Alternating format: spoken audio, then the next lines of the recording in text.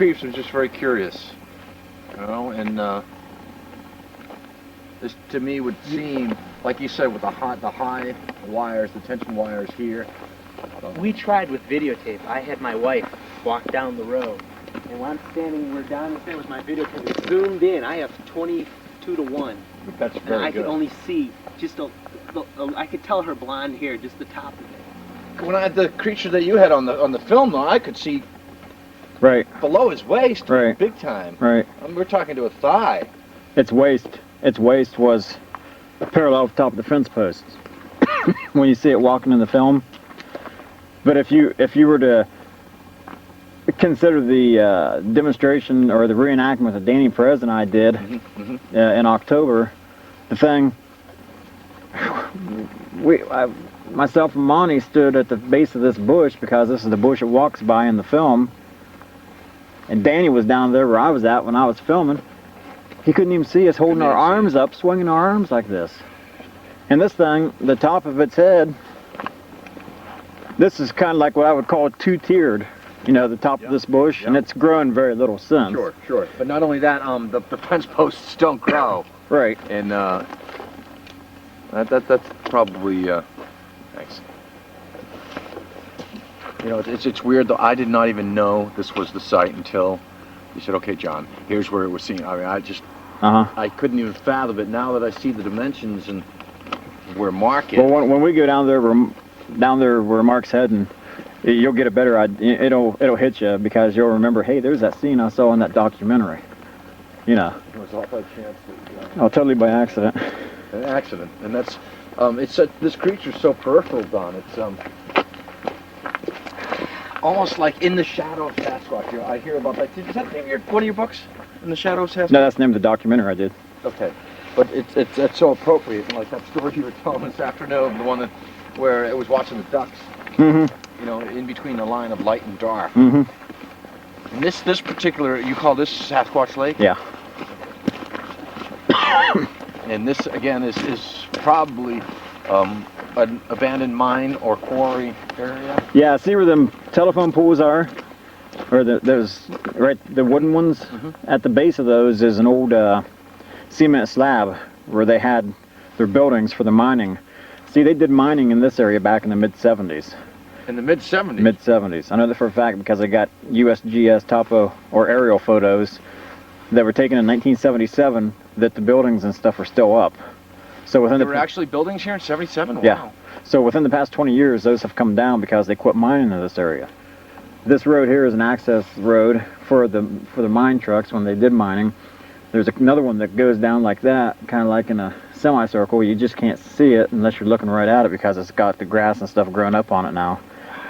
So what was the yield out of here? Coal? It was all coal, yeah. And they just up and left. And who was it? What company? It was I'll think about it for a second. I know what it is. I think it was the Valley Mining Company out of Cadiz, Ohio. I'm not sure. And they just one day they just left because they ran out of what they were after. And then, see, I tend to think that once the miners left, my theory is on this, so once they left, that the Sasquatch or these anthropoids, so oh, here's a new habitat. Neat place. You know, we have a nice little drinking well. Nice place to hide out. But like you said, the caverns, that you don't buy that cavern story with the crevasses left. You mean as far as the creatures staying in something like caves or right, stuff? Right, left by a debarking mining. Well, I've never heard of any stories about it. You know, of any. Now this looks familiar. Yeah. Now this looks familiar. Okay. I have my bearings now. Okay.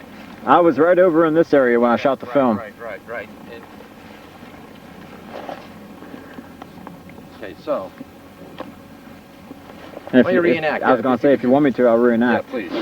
I'll give you a rundown of what I was doing, Absolutely. Then I'll just reenact it what I did was I was out here August 2nd of 92, 6:28 p.m. By myself. I just wanted to shoot some footage of the terrain, you know, just enjoy myself out in the wildlife. It was in the mid-80s, so it wasn't a real hot day. I was shooting footage of this lake here. I didn't like the way it looked, so I thought I'd reposition myself so I could get a different angle of it. When I went to reposition myself, I walked in that direction. The camcorder was pointing up toward the road, and I had stopped for a second or two and then repositioned myself, shot some more footage, looked around a little more, got another minute and a half or 2 minutes of footage that day, went home, put the tape on the shelf. 17 months later, I took the tape off the shelf, watched it. That's when I found out that I had captured something on tape without even knowing it.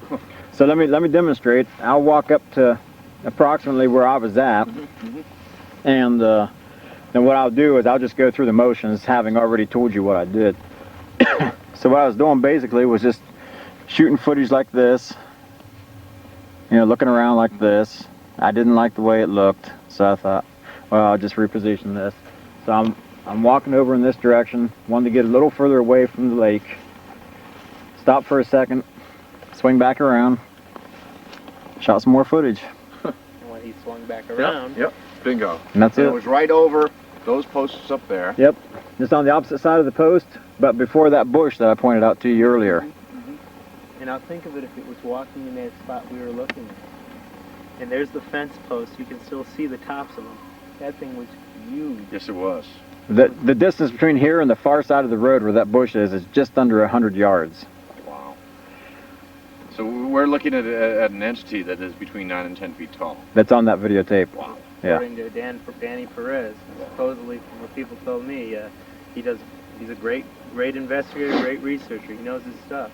Perez, I don't think Perez would say anything if he didn't believe it. Now he's a hard nut to crack sometimes. Mhm.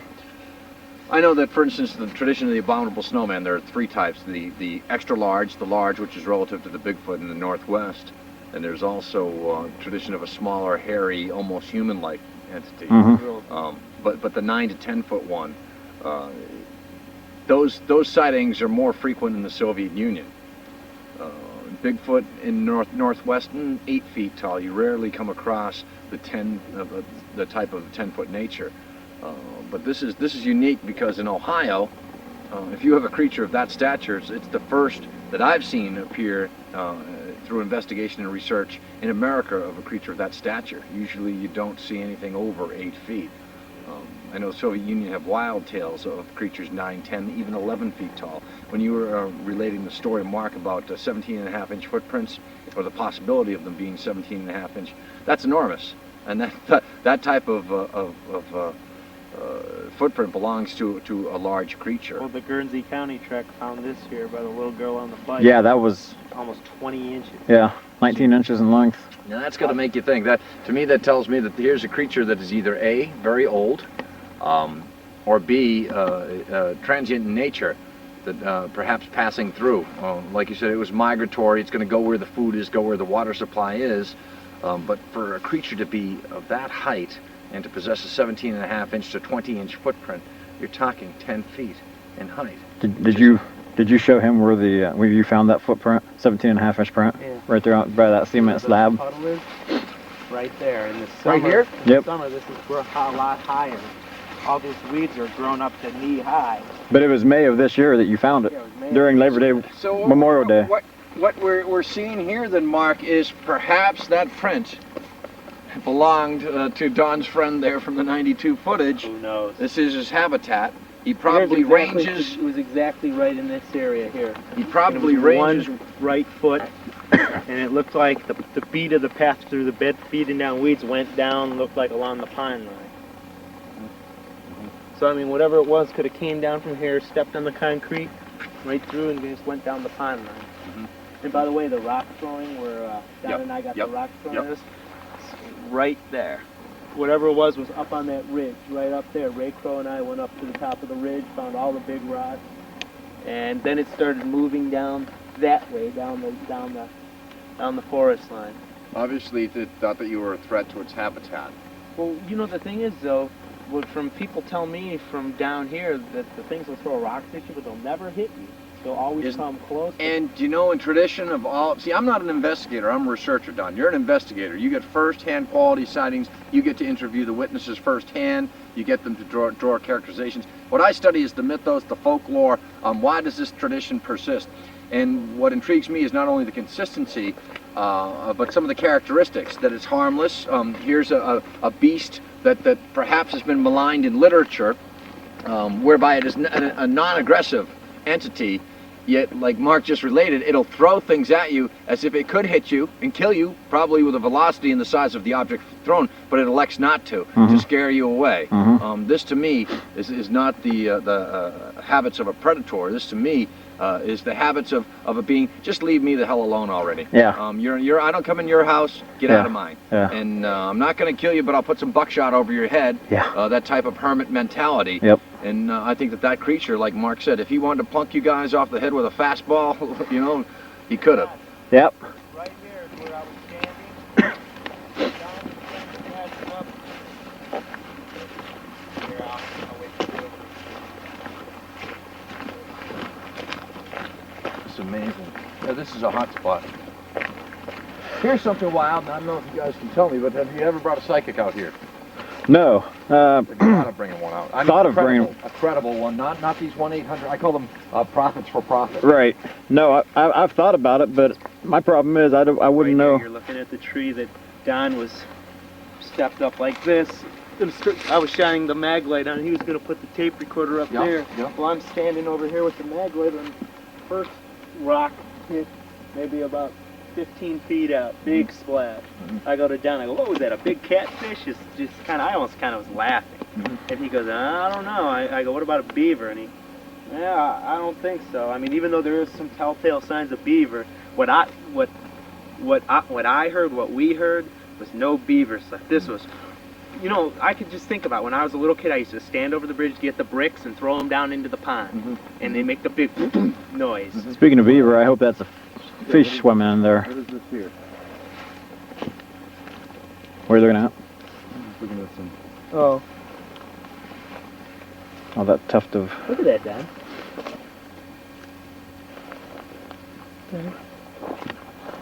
But anyways, I'll continue on the story. Looks like bird feathers. The second rock. See Yep. if you can pull it off. Yeah, it's a bird feather, or maybe it's from one of those like cattails that open up and. But it looks more like bird feather. Yeah. Yep. Doesn't it? Yep. Absolutely. Yep. But going on Yeah. the second rock hit couldn't have been no more than 12 inches off the shoreline, because when it hit, it splashed me. It wasn't windy that night. No, it was. Look at how calm and tranquil it was. And the noise, the kind of whistling noise we were hearing, was coming right up from this area, from those pines, Okay. where the whistling noise was coming. Well, when Don said, let's get the heck out of here, of course, like I told you, I was the first one out. When we got about halfway up toward the car, the whistling noise started immediately, and then, like I said, the first time we heard any movement, something was moving at a real slow pace, almost like a lumbering pace, but it was moving through. It was making an awful lot of noise going down the woods.